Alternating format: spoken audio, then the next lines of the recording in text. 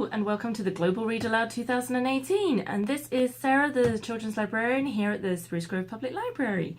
We are going to be continuing our reading journey today, so we are reading A Boy Called Bat, which is by Alana K. Arnold.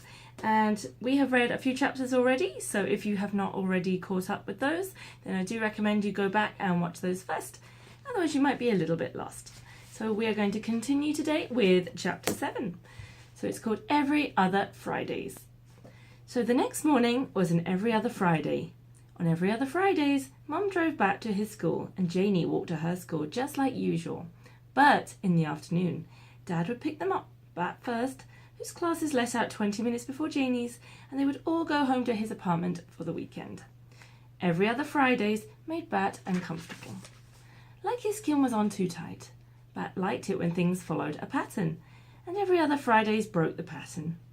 This every other Friday was the worst one Bat had ever experienced, because it meant that there would be 3 days until he saw the skunk kit again.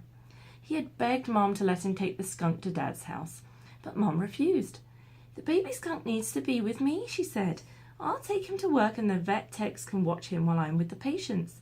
Besides, Bat, I don't think your dad is a fan of skunks." Bat even tried pretending to be sick so that he could stay home instead of going to school. He told Mum he had a sore throat and achy ears. Bat hardly ever lied. It made him feel itchy, but even though Mum's patients were animals rather than humans, she was still a kind of doctor, and she shined a light into his ears and made him say "ah" as she looked down his throat. "You're not sick, Bat," she said. "You just want to stay with the skunk kit." "He needs me," Bat whined. "Bat," warned Mum, "don't let yourself get all worked up, okay?" Sorry, said Bat. "We can help raise this kit this month as a family, as long as you keep on doing the regular stuff too. School and Dad's and homework and everything. If the skunk kit is too big of a distraction, then I can get Lawrence to take him home in the evenings." Lawrence was Bat's favourite vet tech at Mum's clinic. He could juggle 5 juggling clubs, and even though he had enormous hands, big enough to hold all 5 clubs at once, he was gentle. He had the deepest voice Bat had ever heard, deep like space. But no matter how much Bat liked Lawrence, there was no way he was going to let him take the kit home after work. "My throat feels much better," he said. Much better. Mum and Janie and Bat all left the house together. Mum locked the door behind them. She kissed Janie and said, "Look both ways. Have a fun weekend." "Okay, Mum," Janie said. "See you on Monday." Bat climbed into the back seat of the car and fastened his seatbelt. He liked to sit in the middle seat because someone had once told him it was the safest seat in the whole car. That was one of the things he didn't like about Every Other Fridays. His dad's car was a fast little yellow convertible and it didn't have a middle back seat. It just had 2 side back seats with a hump in between. Mom placed the box with the skunk kit in the front passenger seat, and then she started the car and backed down the driveway. It wasn't a long drive to Bat's school.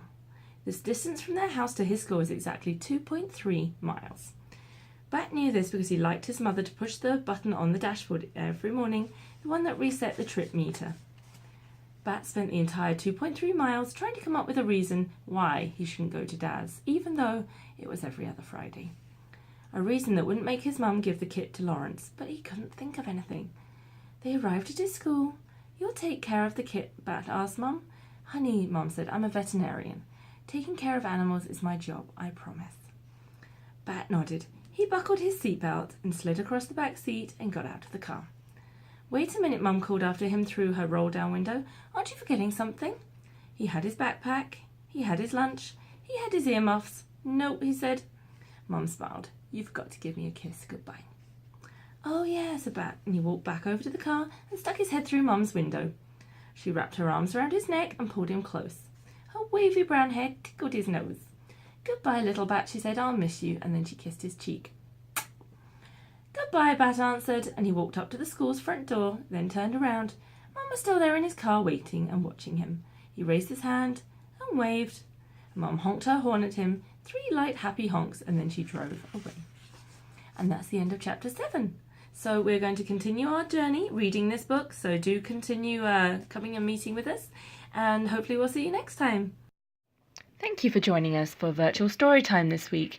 If you enjoyed this story, come and visit us at the library or give us a call or a message and we will help you find more books, DVDs, movies, backpacks, whatever your literary heart desires.